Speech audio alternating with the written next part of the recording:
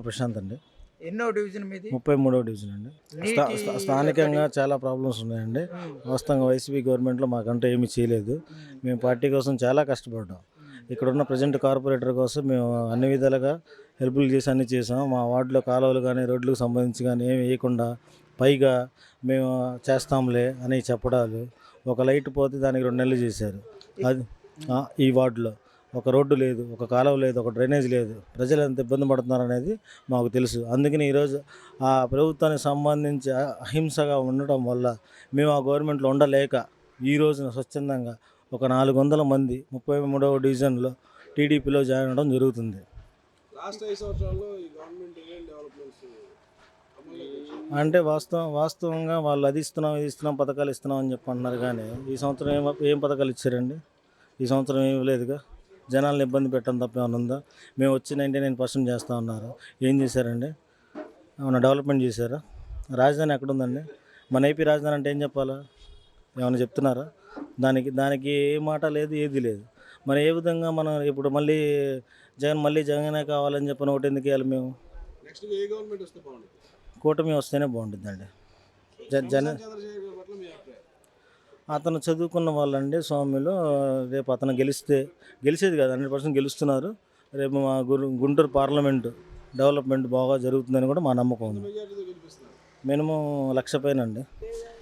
నా పేరు గౌస్ అండి. మాది 33వ డివిజను. మాది బ్రాడిపేట. నేను welding shop, cycle shop work అండి. రోడ్లు బాగలేవు సార్. అసలు రోడ్డు అంటే మామూలుగా రోడ్డు సమస్యలు ఏం బాగలేవు.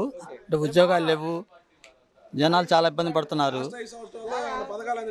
మాకు ఒక్క పథకం అందలేదు సార్ ఇప్పుడు దాకా, ఒక్క పథకం కూడా. తెలుగుదేశం వస్తే బాగుంటుంది అనుకుంటాను సార్. చంద్రశేఖర్ గారు మంచి పారిశ్రామికవేత్త, బాగా చదువుకున్నవాడు.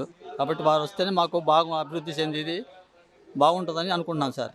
60-70 వేల మెజార్టీ గెలిస్తే బాగుంటుంది. నా పేరు శ్రీనివాసరావు అండి. 32వ డివిజను.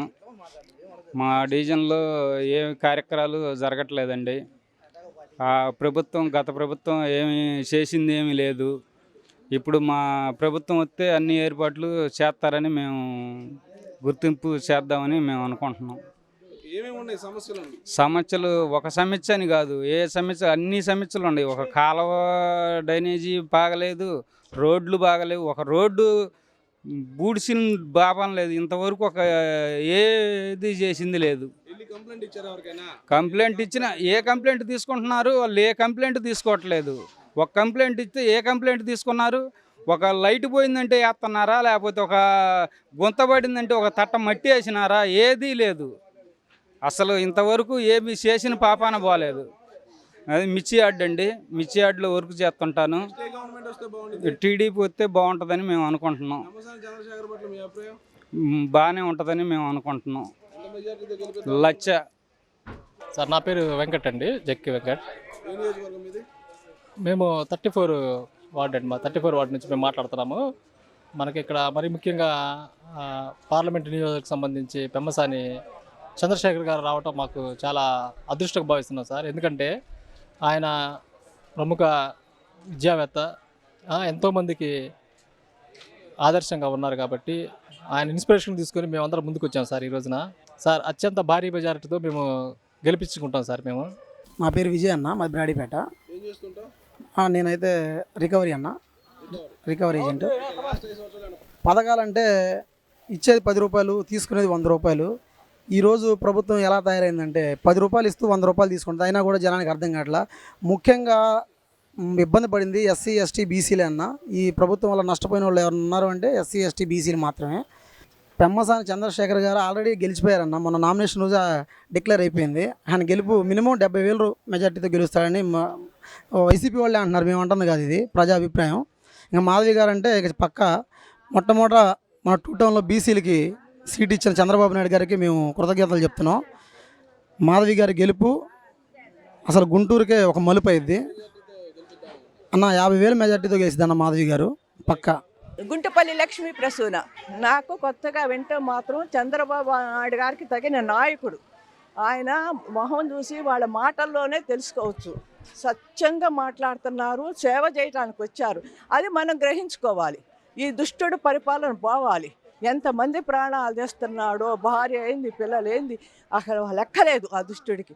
అందుకని మనం తెలుసుకొని ఎవరికి ఓటేయాలో వాళ్ళకి ఓటేయాలి. మనకు తెలుసు ఎంతమంది కాపురాలు కూలిపోతున్నాయో. మా ఇంట్లో పని పిల్లకి 3 పిల్లలు తాగి హింసిస్తాడు రోజు. దాన్ని చూస్తే జాలేస్తుంది. వాళ్ళ కుటుంబాలు, వాళ్ళ జీవితాలు బాగాలంటే పెమ్మసాని చంద్రశేఖర్ గారు రావాలి, గల్లా మాధవి గారు రావాలి, మన చంద్రబాబు నాయుడు గారికి వెయ్యాలి ఓటు. నా పేరు జయశ్రీ అండి. 34వ డివిజన్. పెమ్మసాని చంద్రశేఖర్ గారు విద్యావేత్త, ఎంసెట్లో కూడా 27th ర్యాంక్ సాధించిన గొప్ప మేధావి. అలానే ఆయన రాజకీయాల్లో డబ్బు సంపాదించడానికి అదేం రాలేదు. ప్రజలకు సేవ చేయాలి, చంద్రబాబు నాయుడు గారు అడుగుజాడల్లో ఉండి ఆయనలాగా పని చేయాలన్న సంకల్పంతో రాజకీయాల్లోకి వచ్చారు. మాకు స్థానికంగా సమస్యలు అంటే drainage system, under cover drainage system కావాలి. వాటర్ ప్రాబ్లం, వాటర్ అంటే డ్రైనేజ్ సిస్టంలోనే ఉంది, వాటర్ పైప్ లైన్ కూడా అదొకటి. రోడ్లు, పథకాల్లానే ఉంటాయండి. అభివృద్ధి ఎక్కడ ఉంటుంది? ఉండదు కదా. పథకం అంటే 10 రోజుల్లో అయిపోతుంది. టీడీపీ గవర్నమెంట్ అండి. తెలియదు మరి. ఏం పేరు? నా పేరు కనకదుర్గ. ఇక్కడ ఈ వార్డు 33వ డివిజన్. మాకు చంద్రబాబు నాయుడు కావాలండి. చంద్రబాబు నాయుడు గారు ప్రభుత్వంలోకి రావాలి. ఆయనకే మా ఓట్లు వేస్తాము. ఆయనే కావాలి మాకు. దివ్య ప్రసన్న. మా ఓటు గల్లా మాధవి గారికి, చంద్రశేఖర్ గారికి, చంద్రబాబు నాయుడు గారికే. మా జీవితాలు బాగుపడాలంటే గల్లా మాధవి గారికి, చంద్రశేఖర్ గారికే ఓటు వేయాలి ప్రతి ఒక్కరు. ప్రశాంత్ అండి. ఎన్నో డివిజన్ మీది? 33వ డివిజన్ అండి. స్థానికంగా చాలా ప్రాబ్లమ్స్ ఉన్నాయండి. వాస్తవంగా వైసీపీ గవర్నమెంట్లో మాకంటే ఏమీ చేయలేదు. మేము పార్టీ కోసం చాలా కష్టపడ్డాం. ఇక్కడున్న ప్రజెంట్ కార్పొరేటర్ కోసం మేము అన్ని విధాలుగా హెల్ప్లు చేసి అన్నీ చేసాం. మా వార్డులో కాలువలు కానీ, రోడ్లకు సంబంధించి కానీ ఏమి వేయకుండా, పైగా మేము చేస్తాంలే అని చెప్పడాలు. ఒక లైట్ పోతే దానికి 2 నెలలు చేశారు. అది ఈ వార్డులో ఒక రోడ్డు లేదు, ఒక కాలువ లేదు, ఒక డ్రైనేజ్ లేదు. ప్రజలు ఎంత ఇబ్బంది పడుతున్నారు అనేది మాకు తెలుసు. అందుకని ఈరోజు ఆ ప్రభుత్వానికి సంబంధించి అహింసగా ఉండటం వల్ల మేము ఆ గవర్నమెంట్లో ఉండలేక ఈ రోజున స్వచ్ఛందంగా ఒక 400 మంది 33వ డివిజన్లో టీడీపీలో జాయిన్ అవ్వడం జరుగుతుంది. అంటే వాస్తవంగా వాళ్ళు అది ఇస్తున్నాం పథకాలు ఇస్తున్నాం అని చెప్పి అంటున్నారు. కానీ ఈ సంవత్సరం ఏం పథకాలు ఇచ్చారండి? ఈ సంవత్సరం ఏమి లేదుగా. జనాలను ఇబ్బంది పెట్టడం తప్ప ఏమైనా ఉందా? మేము వచ్చి 99% చేస్తూ ఉన్నారు. ఏం చేశారండి? ఏమైనా డెవలప్మెంట్ చేశారా? రాజధాని ఎక్కడుందండి? మన ఏపీ రాజధాని అంటే ఏం చెప్పాలా? ఏమైనా చెప్తున్నారా? దానికి ఏ మాట లేదు, ఏది లేదు. మరి ఏ విధంగా మనం ఇప్పుడు మళ్ళీ జగనే కావాలని చెప్పిన ఒకటి ఎందుకు వేయాలి మేము? కూటమి వస్తేనే బాగుంటుందండి. అతను చదువుకున్న వాళ్ళండి స్వామిలో. రేపు అతను గెలిచేది కాదు, 100% గెలుస్తున్నారు. రేపు మా గుంటూరు పార్లమెంటు డెవలప్మెంట్ బాగా జరుగుతుందని కూడా మా నమ్మకం ఉంది. మినిమం 1,00,000 పైన అండి.